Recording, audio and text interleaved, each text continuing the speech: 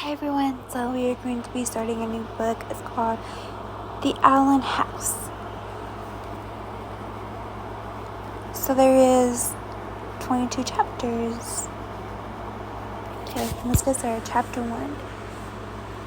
Charlotte and Madison disembarked from the plane, taking a deep breath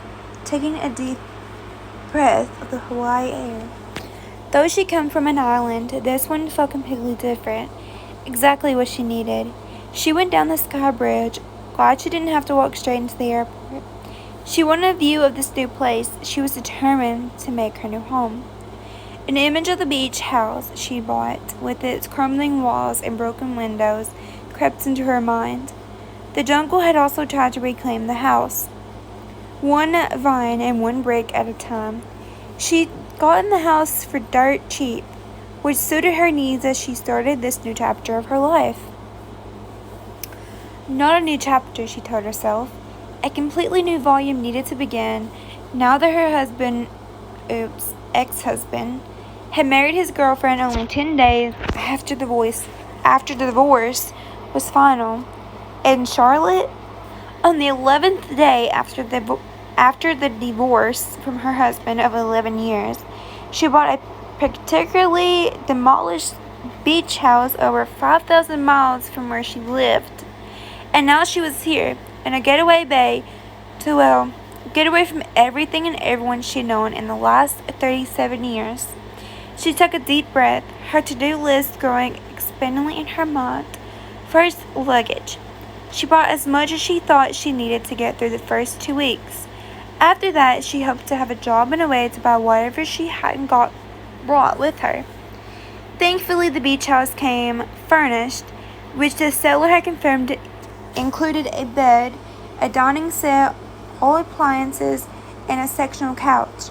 So she'd at least have somewhere to sleep, eat, and watch TV on her first night on the island. Not that Charlotte watched a lot of TV. In fact, she couldn't stand sitting still, and the last 7 hours she spent on the plane was enough to drive her to madness. She took the man with the huge luggage cart, and he helped her heave her standard black suitcases off the belt. She stood with them in the taxi line, the heat and humidity still pretty hot, though it was officially fall on the island. Perhaps Hawaii didn't care what the calendar said. When it was finally her turn, the cab driver helped her get all of her bags in the trunk, and she sunk into the back seat with a sigh. The corners of her lips pulled up, and she barely remembered what it felt like to smile. But she'd done it. Despite what her mother had said, in spite of what her friends had consoled her to do, Charlotte had indeed sold the house she lived in for over a decade, nearly everything else she owned, and moved almost 5,000 miles, literally from one side of the country to the other. So what her heart had been through shredded and then grilled into a lump of coal, she'd survived. The last 4 months had been an upheaval after another, starting with the words, "I want a divorce," I met someone else. She wasn't quite sure where the journey would end, but she rather liked the way she'd been welcomed to this island with aloha, a smile and a flower. She breathed in the heavy perfume from the flowers and watched the brilliant blue water go by as the driver took her to her new home.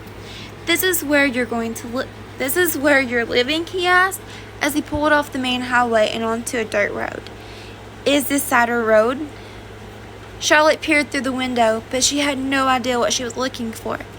"Yes," he said. "Then this is it.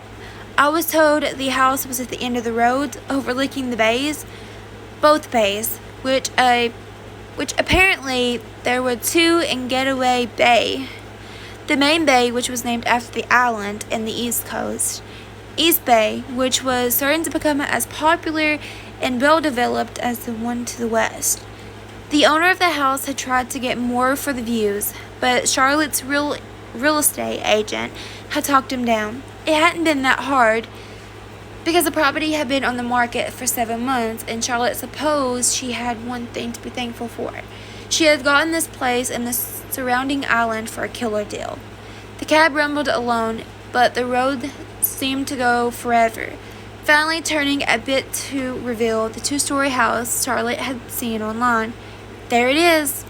Are you sure? The driver leaned forward with both hands on the wheel, his voice absolutely dovish. Yes, she said. As close as you can get, please. She pulled out her wallet and leafed through her remaining cash. Several 20s, a few 10s, and a dozen hundreds she had concealed in the zippered pocket of her purse. She had enough to tip this guy to help her get her bags, at least inside the front door. Then Charlotte wasn't entirely sure what she'd do. She had no car, no groceries. Would a pizza company deliver here? Could they even find it? While it was centrally located overlooking both bays, it wasn't exactly in a populated area. The cab eased to a stop behind an SUV, which set Charlotte's heart to racing. Okay, that is it for this chapter. That is all I'm going to read. If I can get this, okay. That is all I'm going to read. I am going to mark my page here, and I will continue in the next video. If you guys enjoyed this video so far, or enjoyed the story so far, I've enjoyed it. I can't wait to read more of it. Give this video a big thumbs up.